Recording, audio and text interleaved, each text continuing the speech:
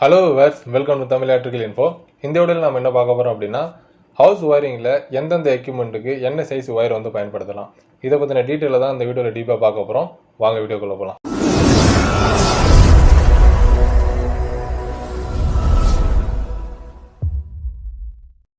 முதல்ல நம்ம வந்து ஒயரோட சைஸை வந்து நம்ம சூஸ் பண்ணணும் அப்படின்னா, நம்ம எந்த அளவுக்கான லோடு வந்து பயன்படுத்துகிறோம் வீட்டில் அப்படிங்கிறத முதல்ல கால்குலேஷன் பண்ணணும்.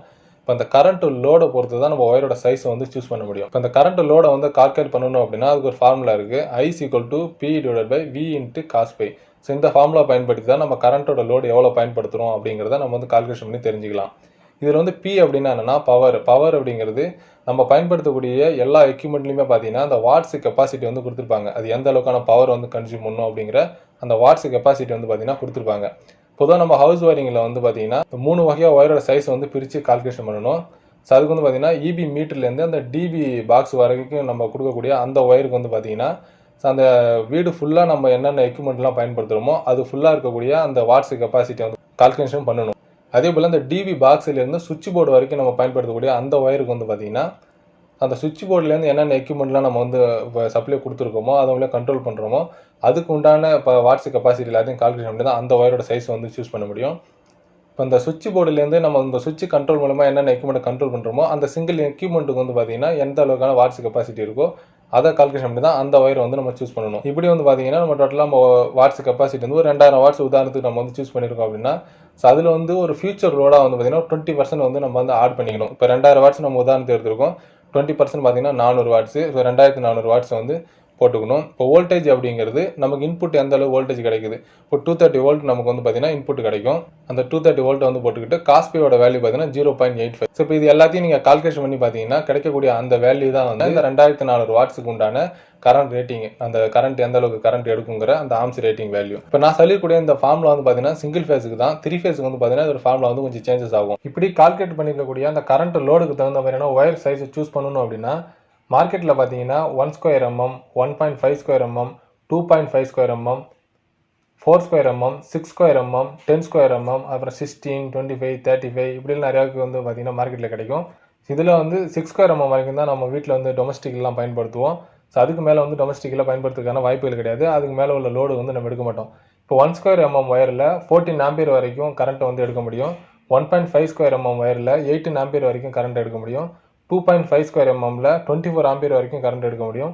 4 ஸ்கொயர் எம்எம் ஒயரில் 32 ஆம்பியர் வரைக்கும் கரண்ட் எடுக்க முடியும்.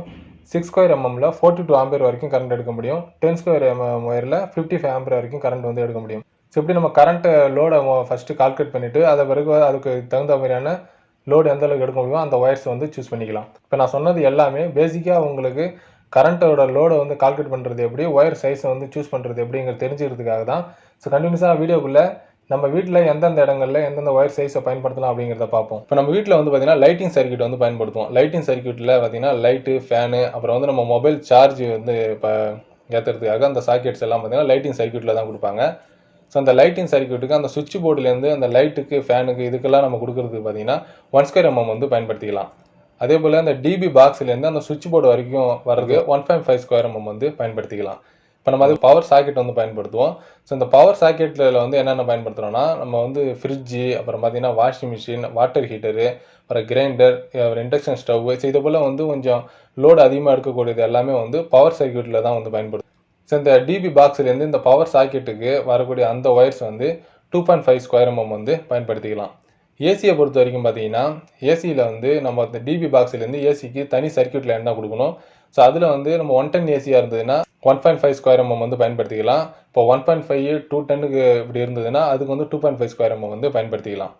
இப்போ மோட்ரு வந்து நம்ம வீட்டில் வந்து பயன்படுத்துவோம். இப்போ மோட்டருக்கு பார்த்தீங்கன்னா 1 HP மோட்டராக இருந்ததுன்னா நம்ம 1.5 ஸ்கொயர் mm வந்து இப்போ பயன்படுத்திக்கலாம். இப்போ 1 HPக்கு மேலே நீங்கள் மோட்டர் வந்து பயன்படுத்தணும் அப்படிங்கிறப்போ ஒரு 2.5 ஸ்கொயர் mm வந்து பயன்படுத்திக்கலாம். யூபிஎஸ்ஸை பொறுத்த வரைக்கும் பார்த்தீங்கன்னா அது 1 kVA யூபிஎஸ்க்கு 1 ஸ்கொயர் mm வந்து பயன்படுத்திக்கலாம். அது 1.5 kVAக்கு வந்து பார்த்தீங்கன்னா 1.5 ஸ்கொயர் mm வந்து பயன்படுத்திக்கலாம்.